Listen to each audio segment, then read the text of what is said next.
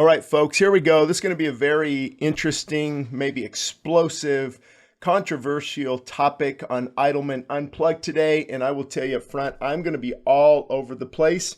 I don't have an exact format here or an agenda outlined. I'm just going to speak from my heart about this issue because it's huge. It's affecting all areas of life. LA County just came out with some type of legislation requiring vaccination for indoor events. Where that will go, it's hard to tell. And no matter what I say, I mean, you've got hardcore advocates on all sides. You've got people right in the middle. It is interesting waters to navigate through. So I'm just going to share my heart from a pastoral perspective. Idleman Unplugged. If you don't really like what I'm saying, start your own podcast and share your heart, share your views. But I want to say up front that it is not, I believe at this point, obviously the mark of the beast, because there's different eschatological views as well on this whole issue. And anyway, I'm not going to get into those right now. That could be a different podcast. But when a person takes some type of mark, it's going to be a clear rejection of God, His word, absolute. I believe it's going to have to be over absolute truth for sure. And so this is not there. We're not there now. Are we planting the seeds for that? Absolutely. It doesn't take a rocket scientist to understand the direction we are heading and how easy it will be to cut off buying and selling and trading and different things. So I want to get that out of the way. So people don't have to worry about that. And the question is, I guess I should have said this at the beginning, should I get the jab to save my job? And I'm hearing from nurses, county workers, city officials, and they're asking me for my thoughts, my opinions. And of course, it all depends on where you're at in your walk with the Lord. I'm seeing a lot of carnal Christians handle this a lot different than I see mature Christians handling it. I mean, there's every type of situation out there. So I'm just going to share some principles on this. Number one, it's not the mark that I believe. Number two, you have to be very careful where you get your information from. The CDC is contradicting Fauci, and then you've got political agendas being used. I also believe this is a genuine virus. Been saying it from the get-go. It's genuine, whether it was manipulated, gene splicing with the Wuhan lab. Who knows?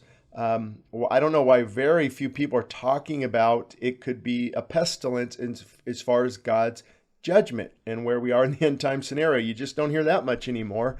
There's excuses, and there's this, and the anti-vaxxers are against the vaccine people, and then you've got the mask and the no mask, and it's just, it's not going in a good direction. So if you've ever thought about surrendering your heart to the Lord, now is the time to do it, and that's the only way to really steer through this. So with that said, be careful where you're getting your information from on both sides. Now, those who are really pro-vaccine, they are just listening to the talking heads, the sounding what they call the bullet points for a certain party and a certain agenda, and that's all they're listening to, and they are being influenced in the fear direction and also in the direction of misinformation. I was in a conference call I listened to in Los Angeles, and just the information. I mean, these people are sincere, but they can be sincerely wrong, and double masking outside and all these things. It's a very interesting time. So I wish I had exact clear direction from the Word of God on this issue, but you're gonna have to take it to the Lord. But make sure you get your information from good sources, even on the other side, the side that's against vaccines, because if all you're getting your information from is some website or from this one person, and that's all you talk about, and hundreds of thousands of deaths they're not reporting. I don't know about that. I don't think the numbers are accurate. I think there's a lot going on in the back end we're not aware of, but I don't think it's astronomical. I don't think some of these numbers are on target, and you're being led astray by wrong information as well. And you're getting, and you're actually losing credibility from people when you start posting all these things that just aren't factual. For example, the death rate with vaccines. we don't know where that is at truly. I don't trust the numbers that are coming out. However, I know a lot of people here in Los Angeles County who've got the vaccination, and no one has died. They've become sick, but no one has died. So I'm not seeing, practically speaking, all these elaborate numbers that are out there. Again, not saying the numbers aren't doctored. I'm just not seeing it. So you got to be careful or you lose credibility. Make sure you're well balanced, well read on both sides. And just so you know up front, I don't know, I'm sure people have been following the ministry. I do have a health background health and fitness, studied a little bit of immunology, biochemistry, biology, kinesiology, or in regard to how the body trains correctly, core stabilization training, proprioception, neuromuscular facilitation on how you can strengthen the core and your body adapts neurologically. None of this makes me an expert at all. I'm just reading and learning like you do. I love biology books. I studied a lot about the antibiotics, and the word means antibiotic, against life, and how this craze for antibiotics, and really you can heal yourself naturally. In a lot of areas, we've cured strep throat with colloidal silver, elderberry, high dosage of vitamin C. I mean, this is just common sense things that God has given us to increase our immune system. But we've got a lot of overweight people not taking care of their body, their immune system shot, and so this COVID is pretty deadly. So I would encourage you to build up your immunity, and you're thinking a vaccine's going to help, but it doesn't really help a poor immune system. And I don't know if it helps at all. So studying vaccines, I remember when I read about polio and how polio was actually on the decrease, because my mom had it, so I studied a little bit. Polio was on the decrease before the vaccines came out, and then the vaccines are heralded as this miraculous thing. People still get the flu. So I'm for what works. So I'm not an anti anything or pro anything. I'm for what works. Science has done some amazing breakthroughs, and our health and the medical field. Thank God for that. But we've also made some tremendous mistakes. Remember when it was okay to use DDT, I think it is, for mosquitoes, and that pregnant women should drink and should smoke, and there's nothing wrong with asbestos. I remember laying a lot of pipeline and removing things with asbestos. And after 1973, actually buying a home, if it's prior to 1973, you have to sign all these disclosures. And so you see asbestos, DDT, smoking, drinking. There was cocaine in Coca-Cola, bloodletting, where the physicians used to think it was okay to release blood, release a lot of your blood and get rid of the disease. Now we're finding that's ridiculous. I mean, there's so many things where we have not got it right. We've had to correct course.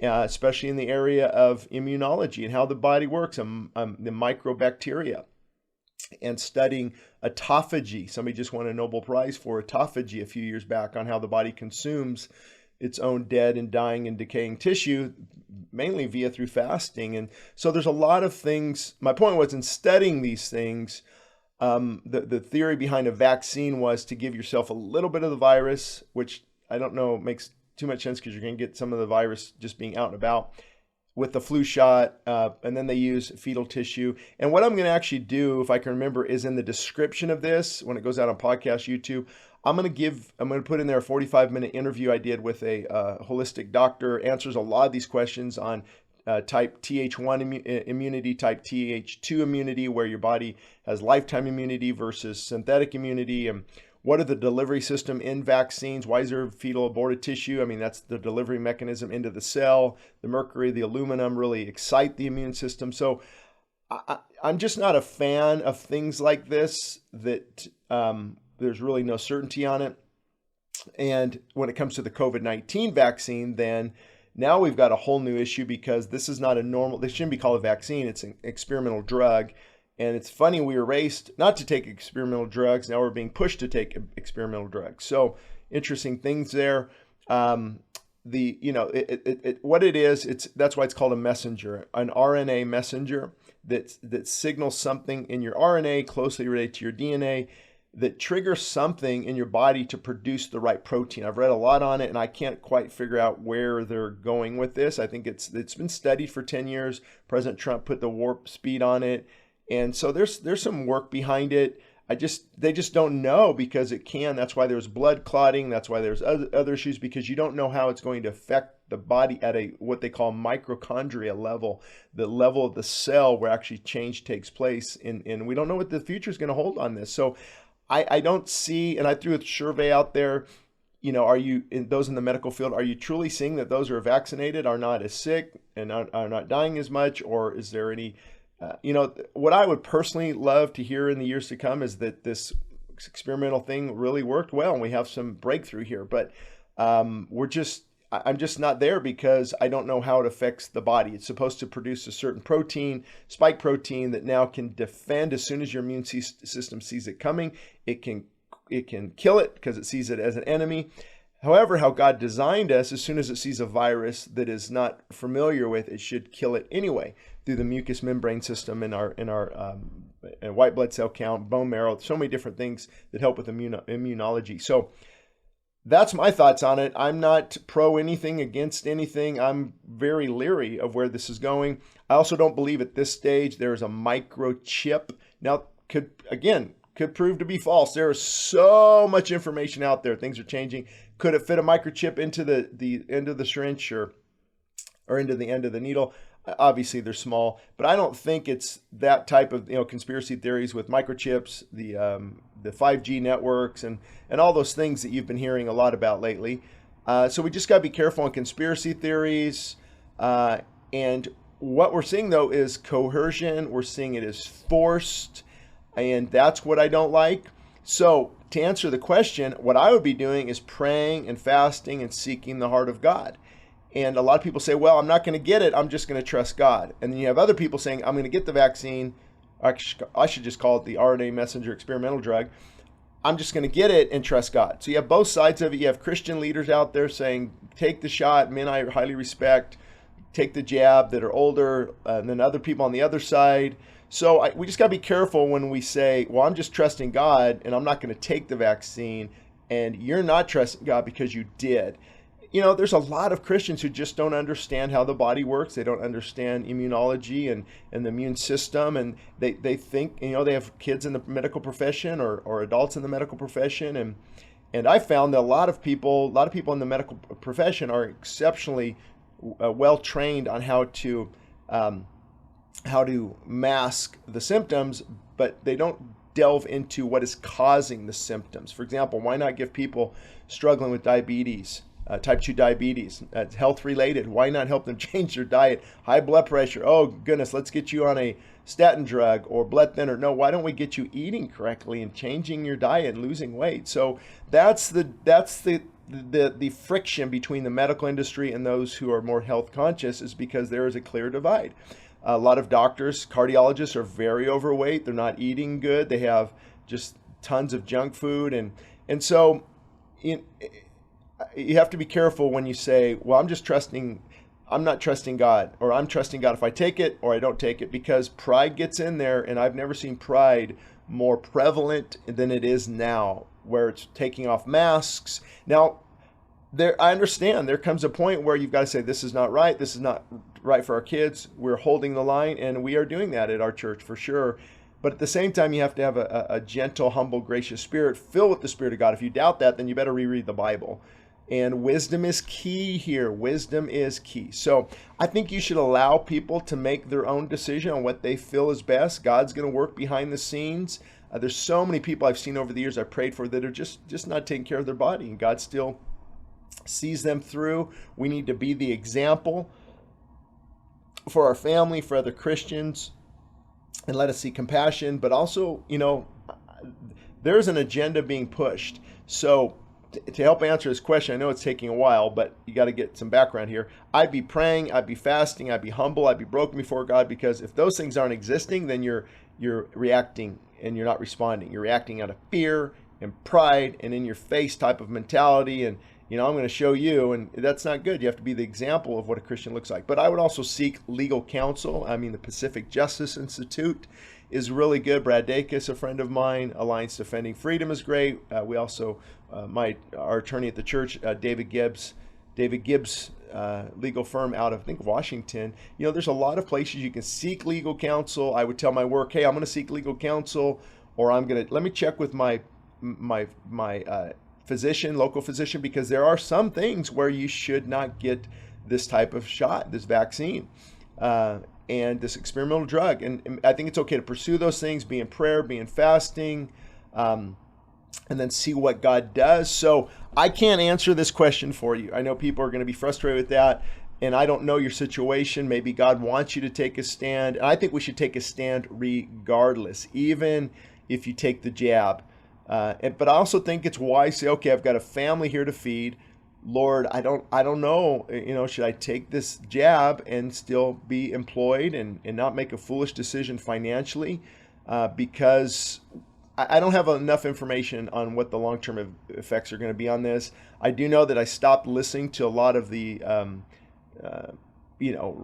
ranting and raving on both sides, because it's not healthy. You get all fired up on one side, and if you had to get the jab, I've told people this before. I mean, you've got your kids to feed. You're not in a good spot financially. Take it to the Lord, pray, fast. And then if I took it, I would be fasting afterwards, because fasting can really help detox that. I would be eating clean, eating healthy. And you're going to see, though, the need possibly for booster shots, more shots. My concern is also the toxicity that we're putting in our body, because unless you can show me something, I can't really find where the ingredients is being listed. Is it mercury, which sticks around the body? Is it different things, the fetal tissue, which I don't think it's that. I could be wrong, though, because they don't need I don't know how they're getting, how they're saying they're getting into the cell, because you have to remember, something you just put in the bloodstream has to have a delivery mechanism, or it's hard to penetrate the cell membrane. So that's why they say this is covered in lipid fat, in order to penetrate that cell. So a lot of this experimental, I have some questions on that, because fat could be easily dissolved and stored in our fat. So I don't know if this is actually reaching the target spots here. And you'll hear nurses who are against vaccines say that, oh yeah, they're not working at all. And then you hear nurses who are pro-vaccine saying, oh yeah, we're seeing much better rates. And our agenda skews our view for sure. And so I would be worried about toxicity. I would worry about being forced and coerced. I mean, it's so funny. My body, my choice. My body, my choice. Well, where are you people at now? That's not the case now. And so I think we just need to take it to prayer. And there's not a quick answer on this. A friend of mine who can no longer do missions outside the United States took the jab so he could continue doing missions. That's his choice.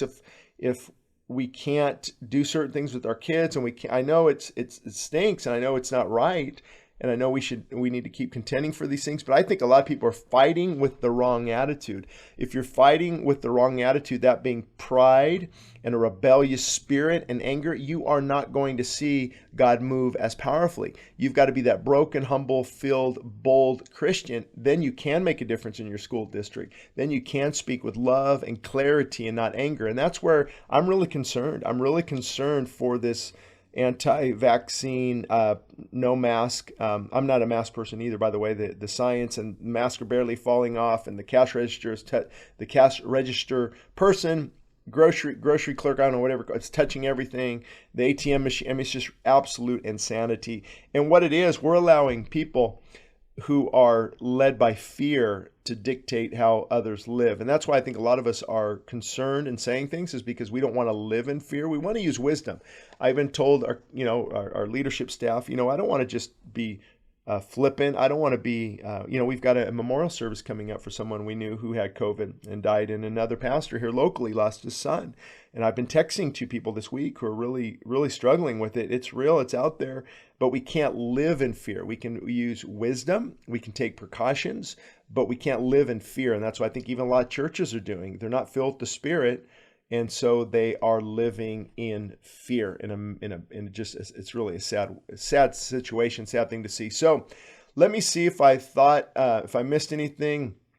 I know California teachers now are going to have to become vaccinated, and they'll test or not. I'm sorry, they'll have to be vaccinated, or they'll have to take weekly tests. And what they're trying to do is just come on, let's be honest. They're trying to force you into it, make your life so miserable that you concede. And so be praying with me, because I don't know where that fine line is. I know we're not capitulating. I know we're not giving in. I know we need to stand our ground.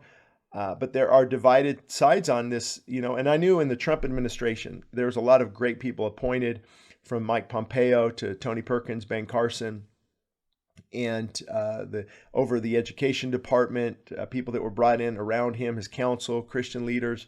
I know my friends Jack Graham, Jim Garlow, Jack Hibbs were on his committee, James Robinson and Steve Strang too. I also talked to those guys quite often. And so we didn't have people, evil manipulating people with this, political agenda, with Bill Gates trying to take us out of population control around the President Trump. When he did Warp Speed, I believe a lot of these people had the best interests of the American public in mind. I think they're just doing what they could from a medical standpoint. Maybe there will be a huge breakthrough. Again, my prayer is that there would be some type of huge medical breakthrough showing, wow, we got it. God gave us this incredible thing to help ward off COVID-19.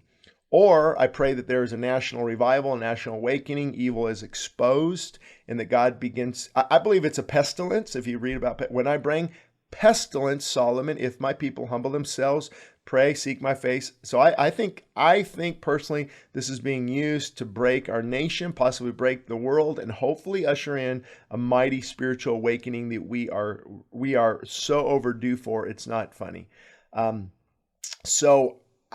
Bill Gates has said some very interesting things over the years. Population. I mean, these guys are billionaires. They're fearful. They don't like all these people living on the earth. It's hurting their planet. And so I don't disregard any of that. However, I'm not buying into a lot of the conspiracy theories either. There's some truth in a lot of this, but there's some fallacies out there as well. So God has given us medical breakthroughs in the past. Thank God for those. And I'm not against antibiotics per se, for example, but we rush to antibiotics.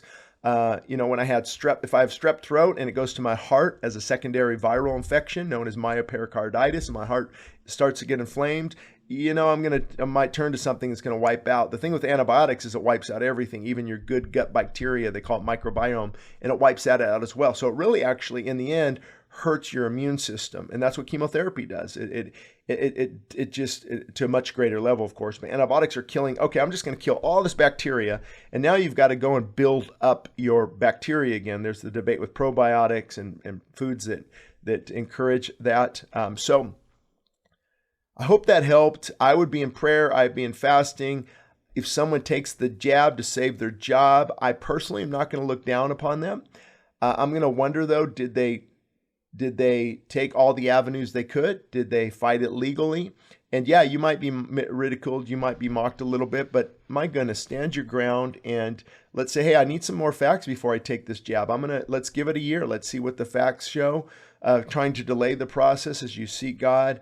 So I'm not going to look down on those, but I'm going to encourage you to really do your due diligence. Don't just submit. Don't just do this type of thing if you don't feel good about it. We know we're being pushed and coerced. I mean, if you look at the parallels in the 1940s under Hitler, reading Bonhoeffer and his book, and Eric Metaxas' book on Bonhoeffer, I mean, it's amazing, the parallels. It's actually alarming. So hope that helps. If you don't take the jab and you lose your job and you're seeking God, see, that's your key. Your attitude's right, your heart is right, you're loving, gracious, and you believe God is leading you in this direction, then I have no doubt he will see you through. But not everyone is in that same, what do I often say? We're in the same storm, but we're not in the same boat. So for some of us, I think it's wise to look at our financial situation and make decisions and wait on the Lord. So I can't say either way. I know many of you maybe are looking for an answer. But I think I kind of spelled it out what I would do if it were me. We might get to that spot where, if you can't buy, you can't sell, you can't travel, but it's not yet the mark, but it's leading to the mark. We can see how all that's going. I believe cryptocurrency is going to be still making a big impact here in our financial system. You look at where our inflation is now at a 20-year high. You look at the housing moratorium on people not paying rent. You look at all throughout the United States, help wanted signs are up because the government is paying more people to stay at home than they would make at work, or about the same. And, laziness is a problem, and laziness can be fueled, and that's what's happening. So you see all of this Guys, this is a tsunami. This is a perfect storm. I hope you're grounded.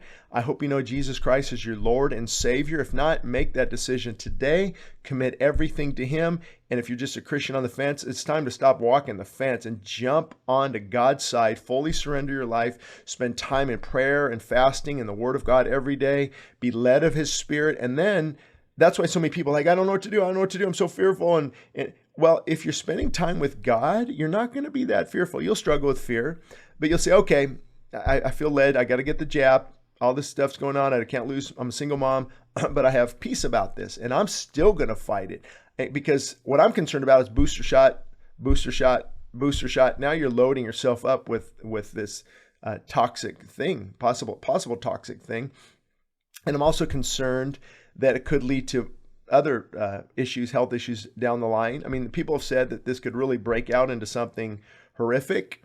I'm hoping not. I'm praying not. I'm hoping these scientists they've been working on the messenger RNA for 10 years, kind of know what they're doing, and I know it's experimental, but I'm hoping all this will work out in the end. So anyway, that is this edition of Idleman Unplugged. If you give me just a second, I'll look over my notes and make sure I didn't miss anything at all. Just kind of wrote these down this morning. Let's see. Nope, I think we got it all. So I will be praying for you. I would say move slowly. Don't react, respond, take your time. For all we know, something might come out in the next few months saying, hey, we missed it on these vaccines. We need to back off for a while, and you'll be glad you didn't get it. So I would push it. I would press it. I would seek legal counsel because I think we also have to fight against this type of tyrannical control that's being pushed in on us. So we have to be difference makers, but we have to do it with the right attitude or it will be ineffective.